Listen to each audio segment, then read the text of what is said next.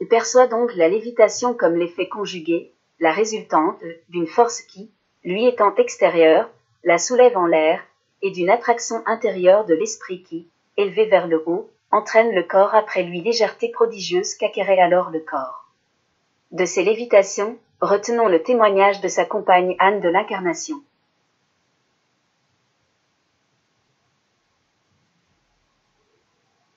Une autre fois, entre 1 et 2 heures de l'après-midi, j'étais à la chapelle, attendant le tintement de la cloche, lorsque notre Sainte Mère entra et s'agenouilla, peut-être durant 7 ou 8 minutes. Puis, sous mon regard, elle se souleva de terre à une hauteur d'environ une demi-aune, sans que ses pieds touchent le sol. À cette vue, je fus effrayé, d'autant plus qu'elle-même tremblait de toute sa personne. Je m'approchai doucement, mis mes mains sous ses pieds que je couvris de mes larmes pendant toute la durée de l'extase, qui se prolongea peut-être une demi-heure. Puis elle redescendit soudain sur terre, se releva et, tournant la tête vers moi, elle me demanda qui j'étais et si je me trouvais là depuis longtemps. Je lui répondis affirmativement. Alors, faisant appel au vœu d'obéissance, elle m'ordonna de ne rien dire de ce que j'avais vu. De fait, je n'en ai pas parlé jusqu'à ce jour 88. La mystique dominicaine Maria Villani, 1584 à 1670, de Naples, explique de la même façon le phénomène.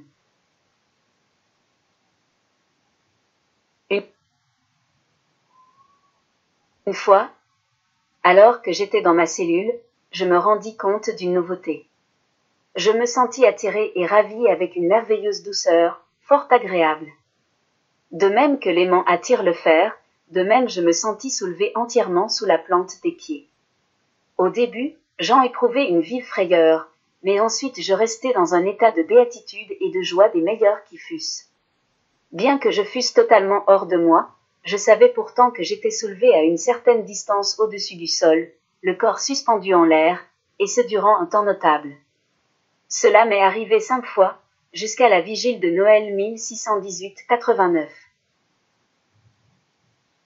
Ces faits, relatés par la moniale à son confesseur, n'ont eu aucun témoin, aussi convient-il d'en accueillir le récit avec quelques réserves. À une époque plus récente, l'institutrice anglaise Teresa Helena Higginson, 1844 à 1905, une mystique aussi intéressante qu'elle est contestée, aurait eu des lévitations qu'elle commente dans ses lettres à son directeur spirituel. Je vous l'ai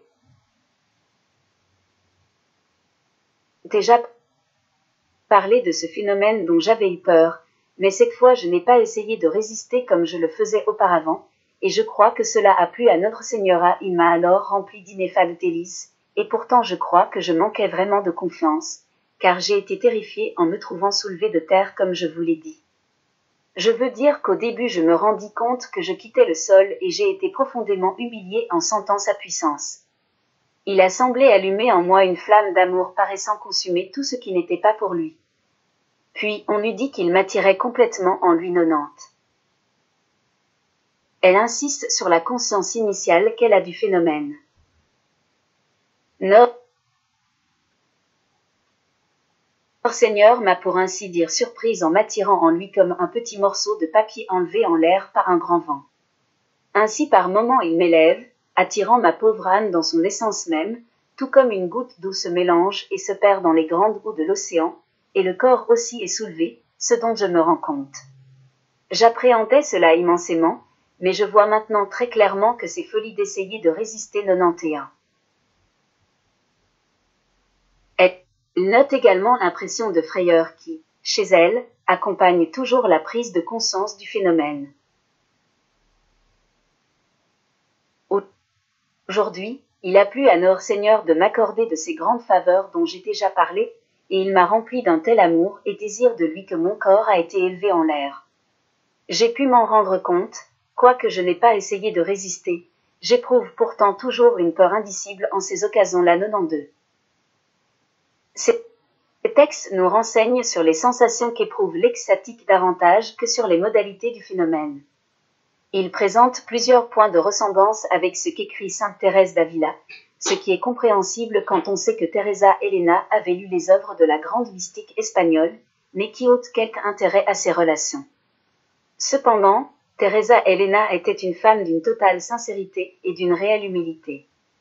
Assurément, elle a eu la conviction d'expérimenter ce qu'elle décrit, avec répugnance, d'ailleurs, car elle n'aimait pas parler de ces choses. Et surtout, il semble bien qu'il y ait eu des témoins de ces lévitations. Tout à coup, elle s'élança, et je suis sûr qu'elle ne touchait plus le lit, car je m'élançai aussi pour la tirer vers le bas. Pendant quelques moments, elle conversa avec son visiteur céleste 93. Cette lévitation, la première peut-être, aurait eu lieu en 1874, au cours d'une extase où Teresa Elena recevait l'impression de la couronne d'épines.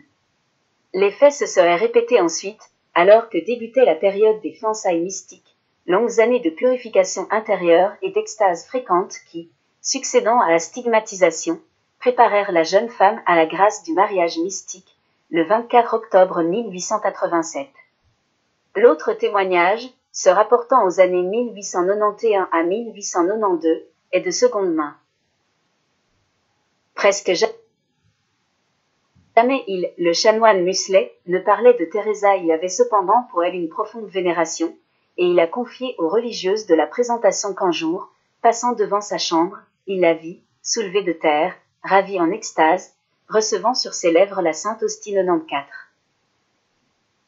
Teresa Elena a également noté les effets du phénomène sur son corps. Notre Seigneur retire aussi toute la force du corps et je suis restée très faible, à peine moi-même, pendant 2 jours entiers 95.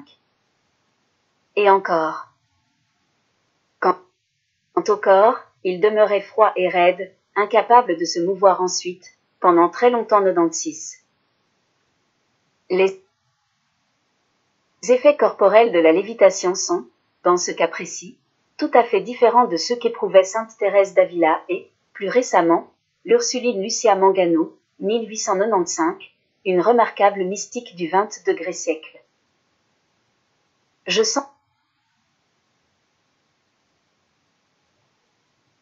un je ne sais quoi qui me rend légère, d'une légèreté qui me fait vivre comme spiritualisée, soulevée de la terre dans une atmosphère surnaturelle, et ainsi je me tiens constamment auprès de Jésus, avec une grande facilité, le regard toujours fixé en lui. J'adore, j'aime, je souffre.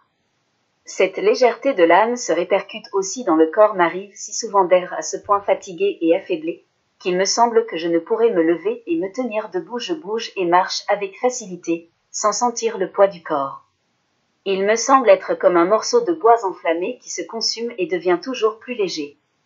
J'éprouve alors une grande suavité et connais une paix toujours plus grande, car je sens que quand ce bois sera entièrement consumé, j'irai au ciel 97.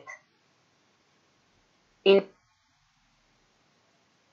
ne semble pas que Lucia Mangano ait eu des lévitations, car il n'existe aucun témoignage à ce sujet. Mais son expérience est intéressante, car elle rejoint ce qu'écrivaient autrefois sainte Thérèse d'Avila et Maria Villani à propos de la légèreté qu'elle éprouvait en leur extase ascensionnelle. Allant à la chapelle ou à l'église, je me suis trouvée légère comme une plume et sans noter la moindre fatigue mes pieds, tant je me sentais légère 98. En fait, les mystiques sujets à lévitation étant presque toujours inconscients du phénomène, et le plus souvent trop absorbés dans l'extase pour analyser ce qui leur arrive, sainte Thérèse d'Avila et quelques autres sont à cet égard des exceptions, et il est malaisé de percevoir comment le phénomène est perçu par ceux qui l'expérimentent. Sans doute le spécialiste de la phénoménologie mystique que fut le jésuite Auguste Poulain n'en a-t-il pas saisi toutes les nuances, lorsqu'il écrivait. Le corps est dans les conditions analogues à celles d'un ballon qui monte, prend sa position d'équilibre et oscille. Il n'y a rien de détruit, mais quelque chose d'ajouté, à savoir une force égale et en sens contraire à la pesanteur 99. C'est lapidaire. Les considérations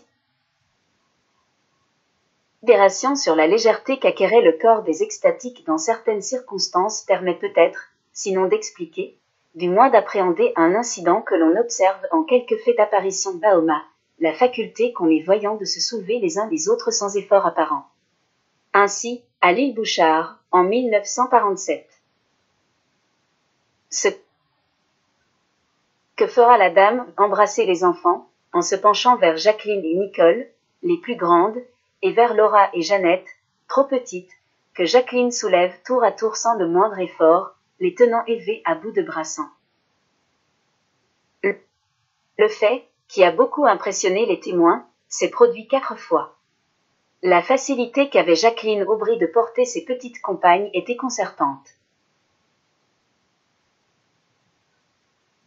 Laura et Jeannette qui seront, comme l'un dit, soulevées chacune, comme une plume, par Jacqueline, à bout de brassant.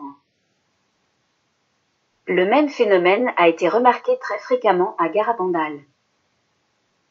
Rappelons-nous que, durant les extases, les petites voyantes seules peuvent s'entraider pour faciliter un mouvement. Pour les autres personnes, leurs membres sont d'une rigidité complète. De même pour la pesanteur, entre elles se soulèvent avec une très grande facilité mais 2 hommes vigoureux arrivent à peine à en remuer une sans 2. En voici un exemple parmi d'autres. Alors Jacinta se leva à son tour, prit Loli par les genoux et sans le moindre effort l'éleva comme si elle ne pesait pas plus qu'une plume sans 3.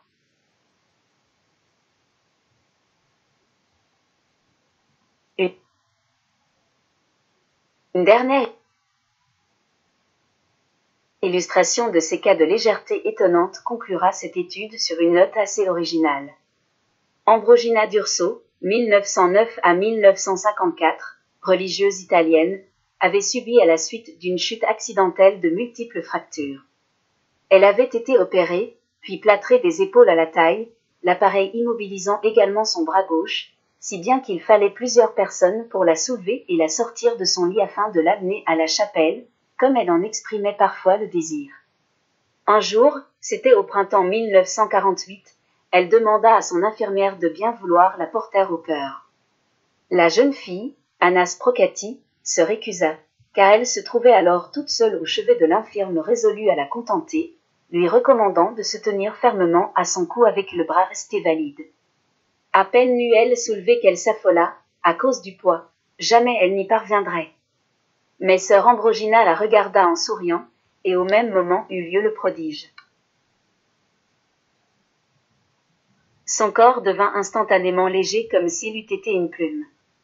Incrédule et impressionnée, Anna la porta juste dans le cœur où elle la laissa, pour retourner dans la chambre et faire le lit. 104. Non seulement le corps de la religieuse, mais aussi l'appareillage de plâtre, qui représentait une surcharge pondérale non négligeable, avait acquis une inexplicable légèreté. Phénomène de contre-lévitation ?